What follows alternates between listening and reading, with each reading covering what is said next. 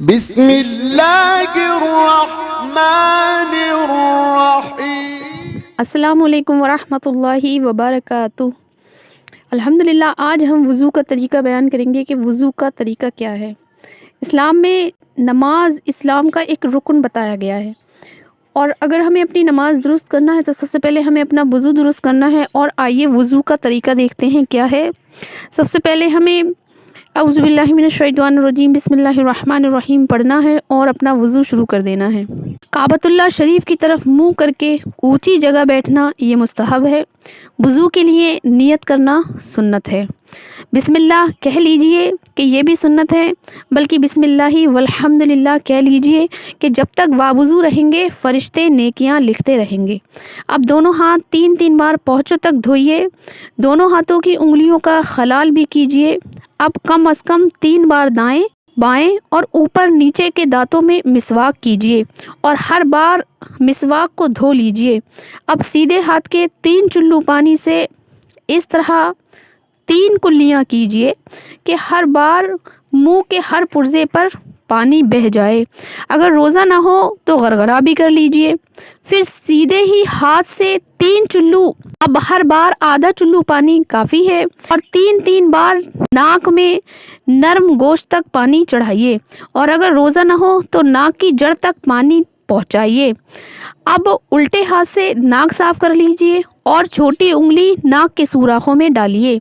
3 بار سارا چہرہ اس طرح دھوئیے کہ جہاں سے عادتاً سر کے بال اگنا شروع ہوتے ہیں وہاں سے لے کر ٹھوڑی کے نیچے تک، اور ایک کان کی لو سے دوسرے کان کی لو تک ہر جگہ پانی بہہ جانا چاہیے۔ پھر پہلے سیدھا ہاتھ انگلیوں کے سرے سے دھونا شروع کیجئے اور کوہنیوں سمیت 3 بار دھوئیے۔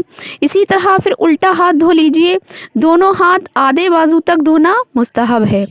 اکثر لوگ چلو میں پانی لے کر پہچوں سے 3 بار ایسے ہی کوہنی تک چھوڑ دیتے ہیں اور پانی بہتا چلا جاتا ہے۔ اس طرح کرنے سے کوہنی اور کلائی کی کروٹوں پر پانی نہ پہنچنے کا اندیشہ ہے، لہٰذا بیان کردہ طریقے پر ہاتھ دھوتے رہیے۔ اب چلو بھر کے کوہنی تک پانی بہانے کی حاجت نہیں ہے، بلکہ جو آپ نے اپنی کوہنی دھوئی ہیں، ہاتھ دھوئے ہیں، وہ کافی ہے۔ اب سر کا مسح اس طرح کیجئے کہ دونوں انگوٹھے اور کلمے کی انگلیوں کو چھوڑ کر دونوں ہاتھوں کی 3 انگلیوں کے سرے ایک دوسرے سے ملا لیجئے اور پیشانی کے بال یا کھال پر رکھ کر کھینچتے ہوئے گدی تک اس طرح لے جائیے کہ ہتھیلیاں سر سے جدا رہیں۔ پھر گدی سے ہتھیلیاں کھینچتے ہوئے پیشانی تک لے آئیے۔ کلمے کی انگلیاں اور انگوٹھے اس دوران سر پر بالکل مس نہیں ہونے چاہیے۔ پھر کلمے کی انگلیوں سے کانوں کی اندرونی سطح کا اور انگوٹھوں سے کانوں کی باہری سطح کا مسح کیجیے۔ چنگلیاں یعنی چھوٹی انگلی کانوں کے سوراخوں میں داخل کیجیے اور انگلیوں کی پشت سے گردن کے پچھلے حصے کا مسح کیجیے۔ بعض لوگ گلے کا اور دھلے ہوئے ہاتھوں کی کوہنیوں اور کلائیوں کا مسح کرتے ہیں، یہ سنت طریقہ نہیں ہے۔ سر کا مسح کرنے سے قبل اچھی طرح نل بند کر دیجئے، ورنہ پانی بہتا رہے گا اور آپ کو اللہ تبارک تعالیٰ کے یہاں ایک پانی قطرے کا حساب دینا ہوگا۔ پہلے سیدھا پھر الٹا پاؤں ہر بار انگلیوں سے شروع کر کے ٹخنوں کے اوپر تک، بلکہ مستحب ہے کہ آدھی پنڈلی تک 3 بار دھو لیجئے۔ دونوں پاؤں کی انگلیوں کا خلال کرنا بھی سنت ہے۔ خلال کے دوران بھی نل بند رکھیے۔ اس کا مستحب طریقہ یہ ہے کہ الٹے ہاتھ کی چھنگلیاں سے سیدھے پاؤں کی چھنگلیاں کا خلال شروع کر کے انگوٹھے پر ختم کیجئے، اور الٹے ہی ہاتھ کی چھنگلیوں سے الٹے پاؤں کے انگوٹھے سے شروع کر کے چھنگلیاں پر ختم کر لیجئے، اور ہر عضو کو دھوتے وقت یہ امید کرتی رہیں کہ میرے اس عضو کے گناہ نکل رہے ہیں۔ الحمدللہ عز و جل، اللہ تبارک تعالی ہمارے دلوں کے حال بہتر جانتا ہے۔ جب ہم اچھی نیت کے ساتھ وضو بنائیں گے تو ہمیں ثواب بھی زیادہ ملے گا۔ آئیے وضو کے دوران ایک دعا بھی میں بتا دیتی ہوں کہ اسے پڑھ لیجئے، انشاءاللہ عز و جل آپ کے گناہ بخش دیے جائیں گے۔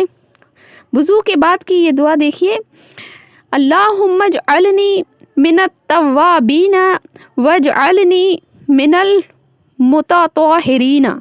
ये दुआ पढ़नी है। तर्जुमा है, ए अल्लाह अज़्ज़ वजल मुझे कसरत से तौबा करने वालों में बना दे और मुझे पाकीज़ा रहने वालों में शामिल कर दे।